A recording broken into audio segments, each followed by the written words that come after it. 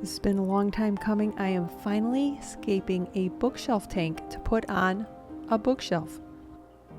This is the first of many tanks that are getting scaped in the next 2 months or so. This is a 3-gallon tank. It's about 18 inches wide, about 5.5 inches deep, and about 7 inches tall. It's a nice size. It's going to weigh about 30 pounds, which is a very equivalent amount to an 18-inch long stack of books.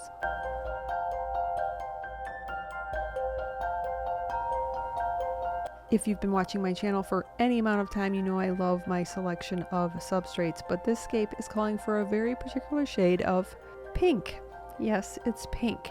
This is an Aqua Naturals Garnet, and it's actually being combined with another substrate that has a different grain size and a little bit more kind of variation, and also some rocks that I got 6 months ago at an aquarium store in Minneapolis, Minnesota, River Shore Aquariums.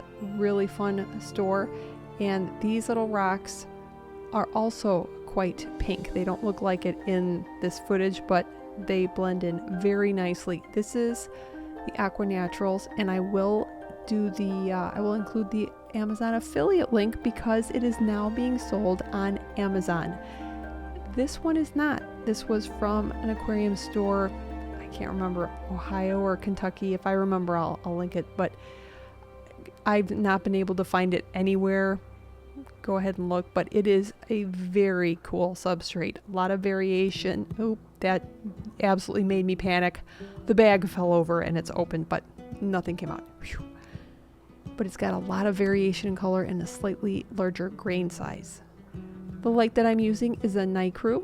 I will include a link probably to something similar, but this is a very old light and you can get ones that now have an included timer and all, but it's one that reaches that 18-inch length of the tank. It's very nice. You can choose your brightness. You can even have a blue light. It's a nice little light, simple enough for my purposes, which are going to be 2 very basic plants, and I won't need anything fancy.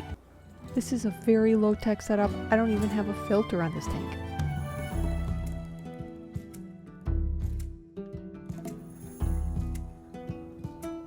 I always think it's fun to have an inspiration, at least one, before you start a scape, and I have several inspirations for this tank. First of all, it's the color pink. I wanted a pink scape, and it's going to be really fun with a particular plant that I'm going to be adding.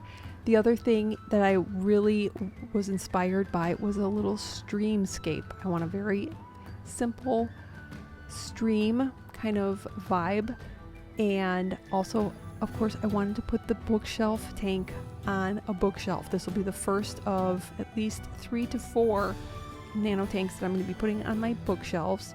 I want a little selection, so I want them each to have a very specific kind of vibe, kind of feel, and just also keep it really kind of straightforward.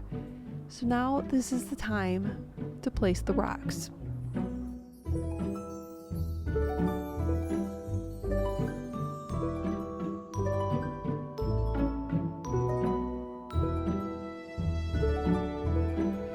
With the placing of the rocks in this scape, I intentionally wanted it to be very kind of haphazard. I'm not overthinking it. I have a limited amount. That's what I'm going to be using, and it doesn't have to be perfect. I'm really just looking for kind of a drift of rocks.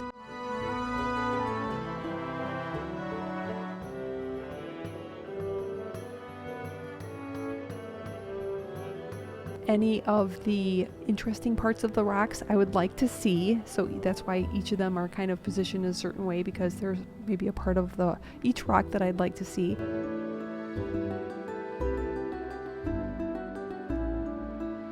And then, of course, lastly, I want to make sure behind the rocks I have enough space for my planting. My major planting, the only planting I'm going to be doing, is in the back of the tank.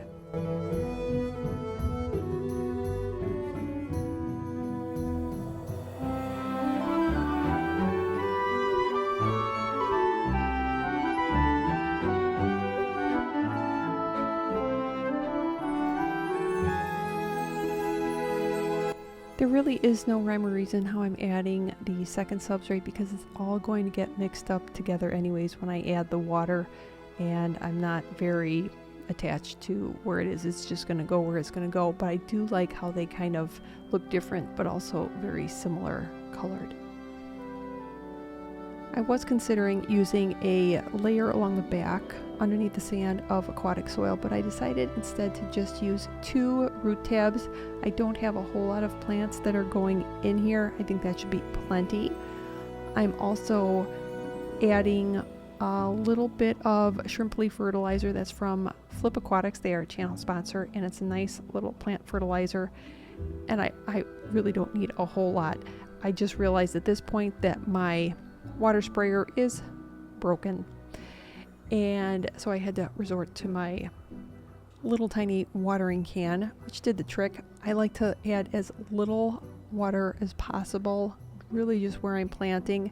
Once you start adding too much, I just find that it distorts my view of where the plants are, if the roots are actually in the substrate, so I like to use as little as possible. With my little stream scape, I pictured a grassy sort of plant. Now this tank is only 7 inches tall, so I decided against using Val. You could absolutely use Val, but it'll probably take some upkeep, either keeping them shorter or just pulling the longer ones when they get too tall. So I'm using dwarf sage instead. I think that will actually stay shorter. We'll see how it works out. I have actually never dedicated a whole tank to using dwarf sage before. I've only used it, I believe, just a little bit in the 22 long. Generally, I will go for other plants like the Valsinaria, but this tank is just too short. And I really love how it's going to be so simple and just the vibe of a little stream. And I'm going to add one other type of plant, which I thought was a perfect pairing because of the color pink. I thought it would just be a very sweet little addition, and we'll see how it does. I have not pulled this plant out. This is my white boost that I got from a swap many moons ago, and I've left it as there's a tissue culture plant, and I've left it in the container for so long, and it's just as happy as can be. So I only used some of the container, and I'm using a very small amount of super glue gel. It is fish safe, shrimp safe, aquarium safe, plant safe, and you just need a little bit. I like to use it mostly on the roots, and if at all possible, I like to glue on the back of a rock, just in case it doesn't attach or you see it. You won't see it when it's on the back of a rock. Just a little bit, and the water actually will help it attach faster. So don't worry about if there is water or if your plant gets wet or your rock is wet, driftwood gets wet. It actually will adhere faster. At least I find that to be the case.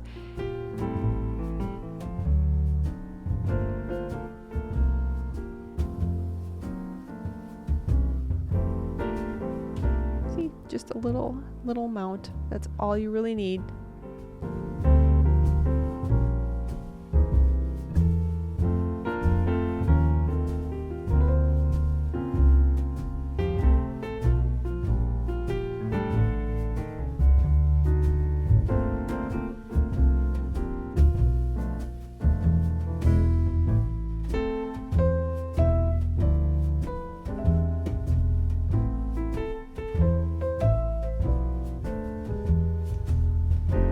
Sometimes it is easier to put the glue directly on the plant. I like to put it, like I said, on the roots. And as you can see, these roots are extremely happy. Each of these plants have an enormous amount of roots. So I'm really hoping they do well in this tank. Before adding the water, I do like to do a last minute kind of check to see that they are in fact attaching.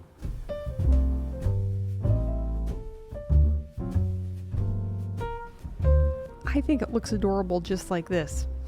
But anyways, I will be adding the water, and I didn't show on camera, but I did add a couple of things. First of all, Fritzime 7. We always add these to new setups. It's nitrifying bacteria. It's going to get the cycle started. And also, Fritz Complete, because you need your water conditioner. And here are my little inhabitants. Blue shrimp, I thought would show off very nicely against this very light pink kind of color, you know, opposite ends of the color wheel and all, basically. And they are so cute jumping around. And I wanted to check on my little booth. The booth will, of course, as you can see, it is already starting to variegate, because I don't think that I have high enough light, at least where it was before, and probably not even now. So it probably will continue to kind of revert to its green color, which is totally fine. I'm enjoying it as it's white, and then as it converts, that's totally fine. I think it looks beautiful either which way, but really cool, and I thought it would show off very nicely in this tank. It looks adorable.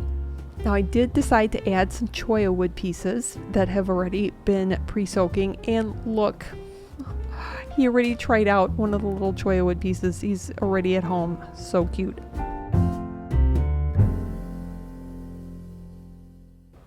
Here's a spoiler. There's a couple of things that I plan on doing to this tank, one of which I have already done. I have already added new little inhabitants that you won't be seeing here. You will probably see at the beginning of next week's Scape.